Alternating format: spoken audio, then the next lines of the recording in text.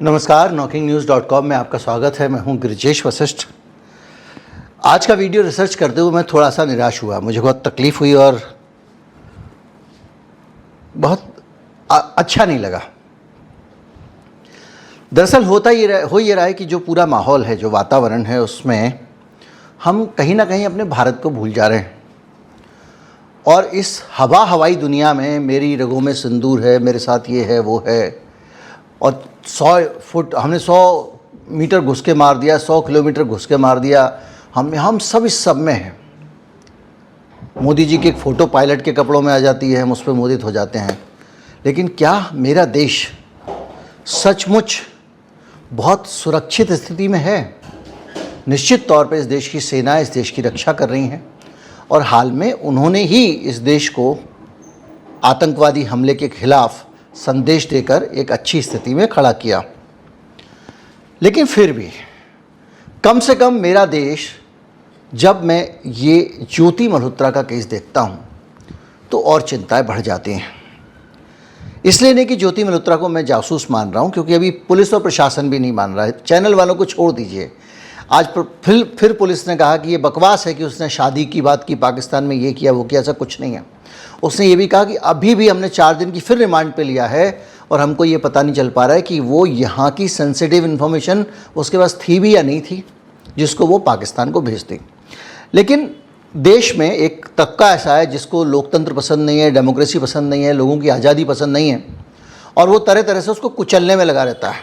एक एंकर है, नाम नहीं लूँगा, तोप जैसा मुँह है उसका, और वो बार बार कह रहा है कि उसने एक ट्वीट किया और वो कह रहा है कि लगाम लगनी चाहिए सोशल मीडिया वालों पे। क्या किया भाई ज्योति मल्होत्रा ने? ज्योति मल्होत्रा ने जो किया वो वहाँ पे बॉर्डर पे के एरिया में, ये कहा गया गांव में जा के वो बॉर्डर के एरिया में वीडियो बना रही थी पंजाब के बॉर्डर से। भाई मैं बता चुका हूँ कि जहाँ पे जितना रोचक कंटेंट होगा व्यक्ति वहाँ जाएगा और बनाएगा, इसमें कोई शक नहीं। लोग गुफाओं में उतर रहे हैं, ज्वालामुखी के अंदर घुस के फोटोग्राफी कर रहे हैं, तो क्या आप उनको गद्दार मान लेंगे? लेकिन हम जो देख रहे हैं वो ये देख रहे हैं कि ज्योति मल्होत्रा पे हम लोग बहुत ज़्यादा चर्चा कर रहे हैं। शायद ग्लैमर का वजह है, शायद लड़की की वजह है, कुछ उसके वीडियो निकल आए हैं जो थोड़े उस तरह के हैं, इसलिए क्या कारण है पता नहीं। लेकिन आप एक बात बताइए, क्या मेरा देश जासूसी से सुरक्षित है?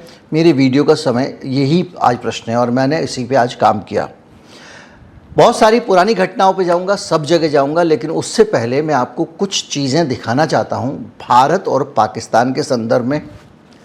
ज्योति मल्होत्रा अगर वहां जाती है और वीडियो बनाती है और उसका एक वीडियो अपलोड होता है, तो उससे आप कहते हो कि आपके देश को खतरा है।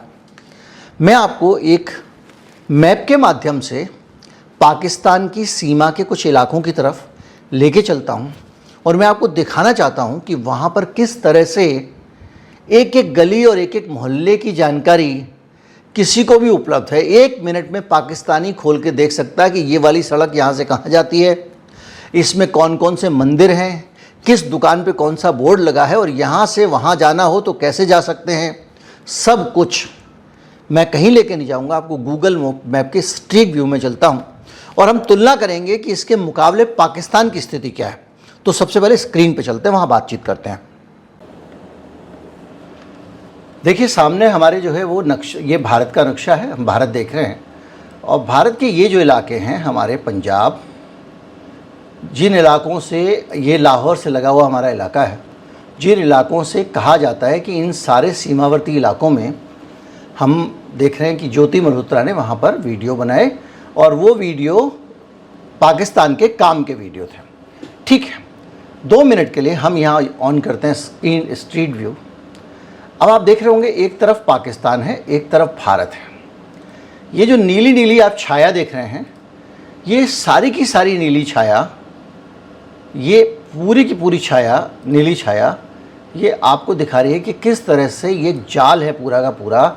ये गूगल मैप पे हमारा स्ट्रीट व्यू है, यानी हम इस पूरे हिस्से की एक एक सड़क को देख सकते हैं।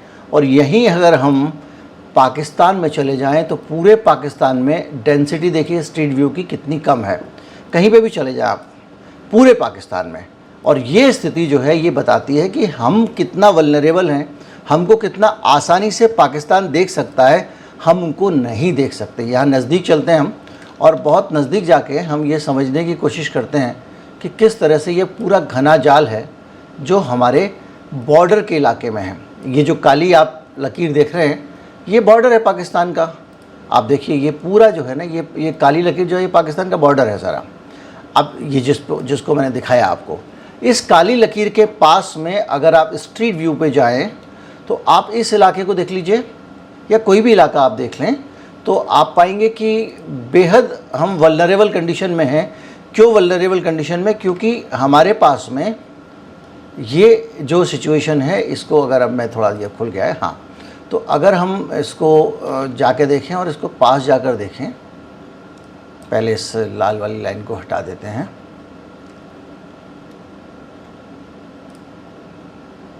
और ये पेंट भी बंद कर देते हैं, तो आप देखें तो ये जो इलाका है, देखिए ये हमने यहाँ पर ये मान लीजिए ये इलाका देख लीजिए, ये रंजन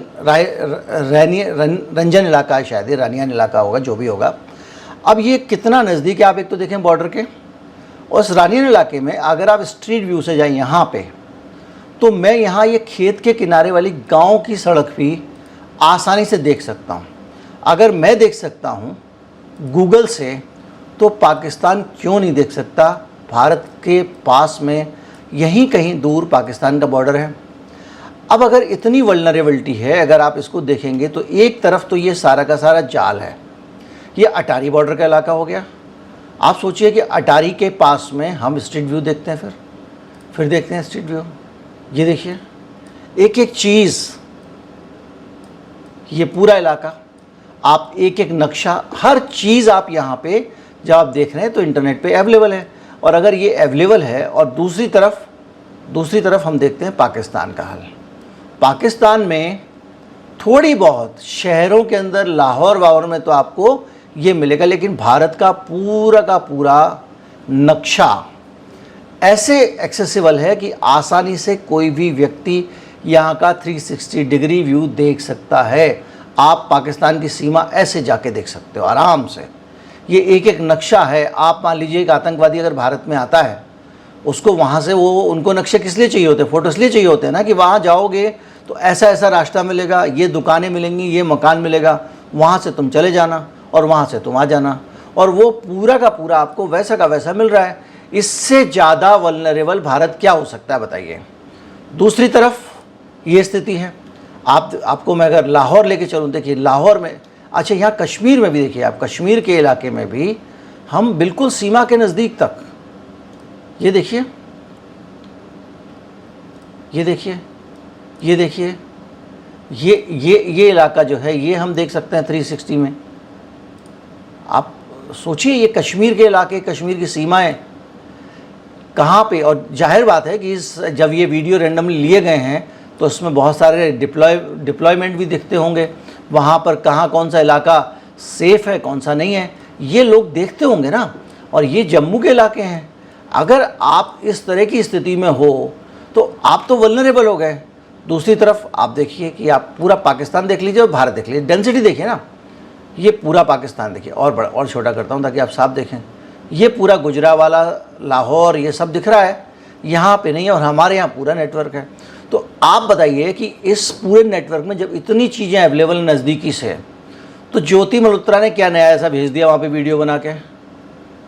आप पहलगाम की बात करते हैं, पहलगाम के उस इलाके का एक एक चीज़ जो है वो ऑनलाइन अवेलेबल है, तो ज्योति मल्होत्रा वीडियो बनाने क्यों जाएगी? सिर्फ ये दिखाने के लिए कि पहलगाम में कहाँ क्या है, और उसके वीडियो से कितना स्थापित हो जाएगा, जो यहाँ एकदम सामने पड़ा हुआ है। यहाँ आप सोचिए, अब ये लाहौर शहर का हाल है। अब लाहौर की स्थिति क्या है, एक बार लाहौर देख लेते हैं। हम लाहौर देखना चाहें तो सिर्फ लाहौर शहर देख सकते हैं, बाहर कुछ नहीं देख सकते। उन्होंने सब कुछ अपना ब्लॉक किया हुआ है। ये देखिए, ये लाहौर के घर बने हुए हैं उनके।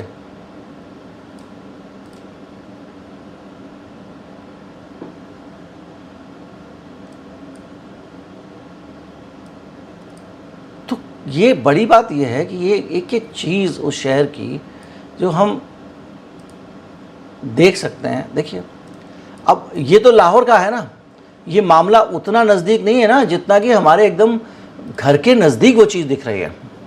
तो ये अपने आप में एक बड़ा सवाल है कि इसको लेके सरकार कब जागेगी। और हमारे यहाँ पर इतिहास है, हमने कितने धोखे खाए हैं, कितनी चोटें खाई हैं। ये पूरा इंडिया रंगा पड़ा हुआ है। इसमें से कहीं के बारे में भी आप जब चाहो तब खोल के देख लो, उस जगह की नक्शा दिख जाएगा, उस जगह की आपको खबरें दिख जाएंगी।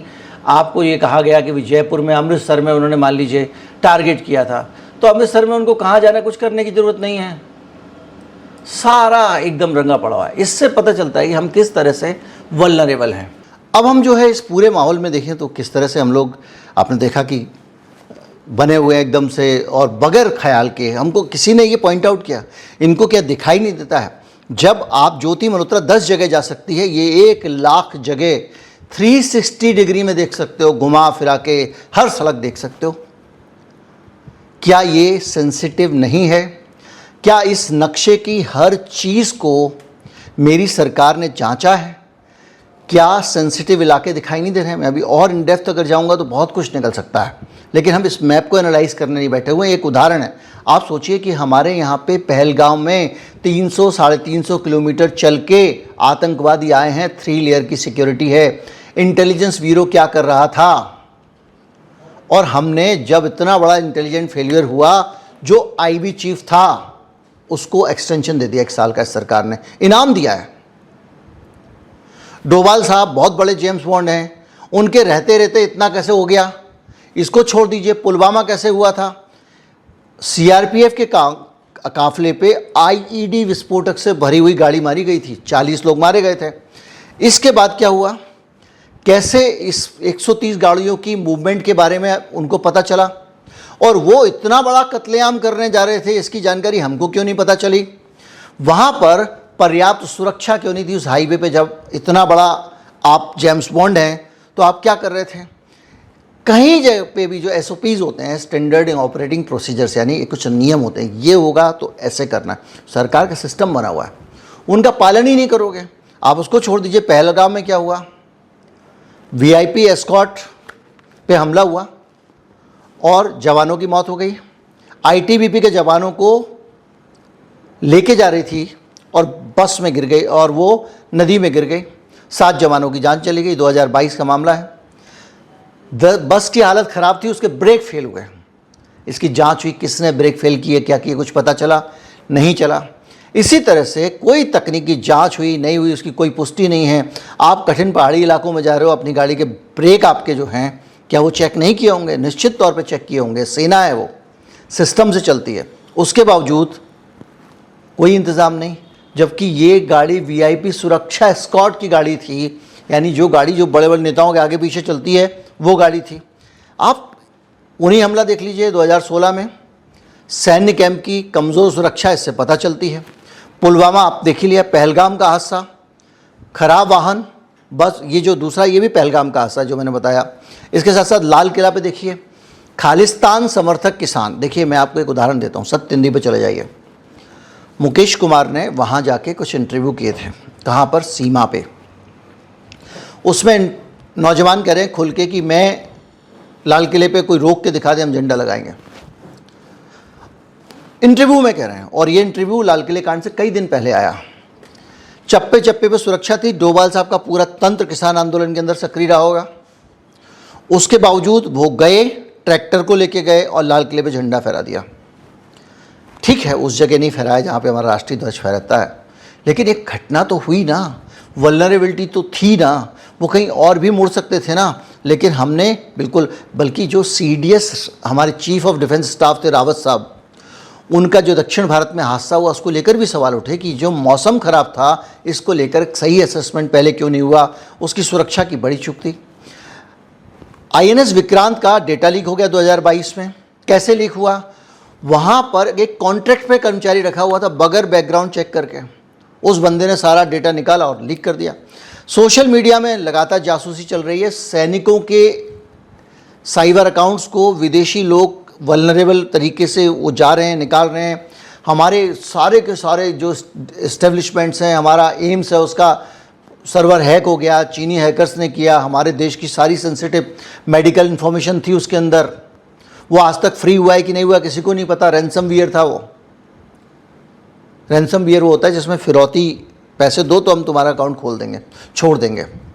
पैसे दिए सरकार ने, नहीं दिए नहीं पता, मुक्त कराया नहीं कराया नहीं पता। आप सोचो, हमारे यहाँ का ये जो टीका लगा था कोविड का, उससे जुड़ा हुआ सारा डेटा लीक हो गया था। हमारा आधार का डेटा टेलीग्राम पे चवन्नी के भाव से बिका है। इस तरह की सुरक्षा की स्थिति, और ये डेटा जो है, ये आप इसको ऐसे ना लेके कोई डेटा कोई, आप जब ये डाटा यही होता है, जैसे कि आप देख रहे हैं कि उसके अंदर अगर आधार का डेटा है, इतने सारे नागरिकों की पहचान वो कर सकते हैं। अब इसका नेक्स्ट लेवल बताऊं, नेक्स्ट लेवल ये होता है कि मेरी आंखों की पुतली के अगर निशान आपके पास है, जो कि आधार के डेटा में, अगर मेरे फिंगरप्रिंट के निशान आपके पास में है, जो आधार के डेटा में है, तो आप सोचिए एक दुश्मन के लिए मुझे ट्रैक करना कितना आसान है। वो अपने कंप्यूटर के अंदर उसको डालेगा, और मैं यहाँ से अगर पाकिस्तान जाता हूँ या कहीं ऐसी जगह जाता हूँ जहाँ मुझे सर्विलेंस करना चाहे, तो उसके जो कैमरे लगे हुए हैं वो स्कैन करके बता देंगे कि ये फला आदमी है।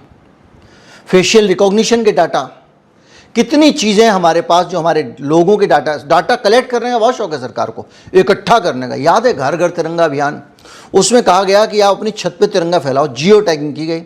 अब आप इसी तरह से मैप में जाएंगे, घूमते घूमते जाएंगे, वहाँ पे अपने नाम पता फ़ोन नंबर डालेंगे और अपनी छत पे एक तिरंगा लगाएंगे, तो दिख तो वो तिरंगा रहा है, लेकिन वो एक टैग है, एक पिन नहीं लगती है, आपने देखा वो मैप में। और सरकार के पास रजिस्टर हो गया, इस मोबाइल नंबर इसका आदमी यहाँ रहता है, लेकिन आप उसको संभाल के रख नहीं पाते हो, और वो आखिर में देश के ही काम आता है, देश के ही खिलाफ काम आता है। तो इतने सारे खतरे जो हैं हमारे आसपास घूम रहे हैं, और उसमें क्या होता है कि बहुत सारे लोग, सेना की मूवमेंट हो रही है, कहीं कुछ हो रहा है, कहीं कुछ हो रहा है, सब जो है वो भगवान भरोसे मामला है। लोग अपना वीडियो बना के डाल दे रहे हैं पीछे, देख भाई आर्मी के लिए सैनिक की पोस्टिंग हुई है आज ही, भाई मेरी आज पोस्टिंग हो गई है, मैं आ गया वहाँ उड़ी सेक्टर में फला जगह पे, मेरे देख पीछे कैंप है। इतना ही काफ़ी होता है उनके लिए। उसके बाद उसका मोबाइल नंबर से ट्रैक करना शुरू कर देंगे किस जगह पे कैंप है।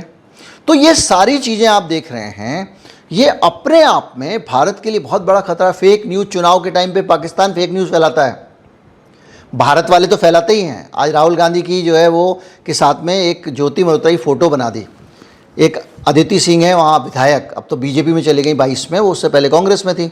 उनके परिवार के साथ में गांधी परिवार के संबंध थे, ये उनसे मिलने के लिए गए थे कई साल पहले, उनके परिवार, सोनिया गांधी, राहुल गांधी, प्रियंका गांधी, उनके साथ में अदिति सिंह की फ़ोटो है। उस अदिति सिंह की फ़ोटो में अदिति सिंह का चेहरा बदला, मेरे ट्विटर पर देख लीजिएगा, मैंने वो फ़ोटो डाली हुई, दोनों बदला और लगा दिया कि ये ज्योति मल्होत्रा राहुल गांधी के साथ क्या कर रही है, ऐसे अखिलेश यादव के साथ फ़ोटो बना दिया। तो इस तरह का काम अगर पाकिस्तान करता है तो और भी सीरियस बात हो जाती है। इसी तरह से बहुत सारे खतरे, बॉट्स हैं, टारगेटेड एड्स हैं, जो पूरी तरह से इलेक्शन में आपके दिमाग पे कब्जा कर लेते हैं। मैं आपको कई बार समझा चुका हूँ कैसे कुछ विज्ञापन वो आपके पास ही जाते हैं, उनको पता है कि आप उन्होंने आपका पूरा डाटा, कैम्ब्रिज एनालिटिका वाला मैंने आपको पूरा केस बताया हुआ था, अपने पास रखा हुआ है, सारी चीज़ें हैं और अपने आप में हैं, अनजाने में चीज़ें लीक हो रही हैं। और ज्योति मल्होत्रा का वीडियो और ब्लॉग बन गया तो इतना बवाल हो गया। और उस ज्योति मल्होत्रा, वही वो दानिश को जानती थी, उसमें कौन सी बड़ी बात है, एक ब्लॉगर है, वो दुनिया में घूमता है, वो बहुत सारे लोगों को जानता है, और दानिश ने किसी और आदमी को रिकमेंड किया कि ज्योति आ रही है शूटिंग करने के लिए, मदद करना, इसमें भी कोई बड़ी बात नहीं है। जब तक ज्योति मल्होत्रा यहाँ की जानकारियाँ उनको नहीं देती है, या ज्योति मल्होत्रा के ज़रिए कोई जानकारी उनको नहीं मिलती है, ज्योति मल्होत्रा कुछ उनकी मदद के लिए नहीं करती है, तब तक आप उसको कैसे कह सकते हो। अभी तक तो पुलिस कह रही है उसने ऐसा कुछ नहीं किया है, और जांच करेंगे। और मैं बधाई देता हूं कि मतलब एक लड़की के जीवन का सवाल है तो पुलिस ईमानदारी से जांच कर रही है, लीपापोती करके फंसा नहीं दे रही है। तो इस पूरी सिचुएशन में हम कहाँ खड़े हैं? हम सिर्फ शोर शराबा करते हैं, 56 इंची 52 इंची एयरफोर्स के कपड़ों वपड़ों में हम वो अपना छाप के और एकदम देश में इमेज बनाते रहते हैं। मोदी जी ने कहा था, पाकिस्तान राष्ट्र के नाम संदेश में कहा था, पाकिस्तान ने मुझसे वादा किया है कि अब भारत में कोई आतंकवादी घटना नहीं होगी। उसके बाद से 4 हो चुके हैं और हम इसलिए युद्ध विराम कर रहे हैं, ये भी कहा आपने। उसके बाद से 4-5 हो गए उसी कश्मीर में। करो क्या करोगे? मोदी जी के शब्द थे, कोई सैनिक दुस्साहस नहीं होगा और कोई आतंकवादी घटना नहीं होगी। और ये सब इसलिए हो रही है, उनको पता है कि उनको क्या करना है, और आपको भी पता है कि आप जो कर रहे हो उससे उनका कुछ नहीं बिगड़ेगा, बल्कि आप ये जो कर रहे हो ये इसलिए कर रहे हो कि इलेक्शन में विरोधियों का कुछ बिगड़ जाए बिहार में। तो ये जो चीज़ें हैं, ये जो दिखावे की बातें होती हैं, अब शुरू हो गया कैंपेन, ये जो ब्लॉगर्स हैं इन पे रोक लगाओ, यूट्यूबर्स पे लगाम लगाओ, उस पे लगाम लगाओ, ताकि जो मैं प्राइम टाइम में भूखता हूँ उसकी पोल कोई खोले ना। हर तरफ कैंपेन चल रहा है। और हकीकत भारत की सुरक्षा की ऐसी है कि एक तरफ पाकिस्तान देख लिया आपने, दूसरी तरफ भारत देख लिया, और एक अपने आप में बेहद अजीब स्थिति है। इस देश में डोभाल साहब जैसे चैंपियन हैं, जिनको हम लोग आरती उतार ही नहीं उतारते, बाकी सब कर रहे हैं, उनके रहते हुए ये सब हो रहा है। और उन पर कोई सवाल भी नहीं उठा सकता। भाई क्यों नहीं उठा सकता? आपको भी पता है, कूटने चले हैं लोग आपके घर पे। नमस्कार, जय हिंद।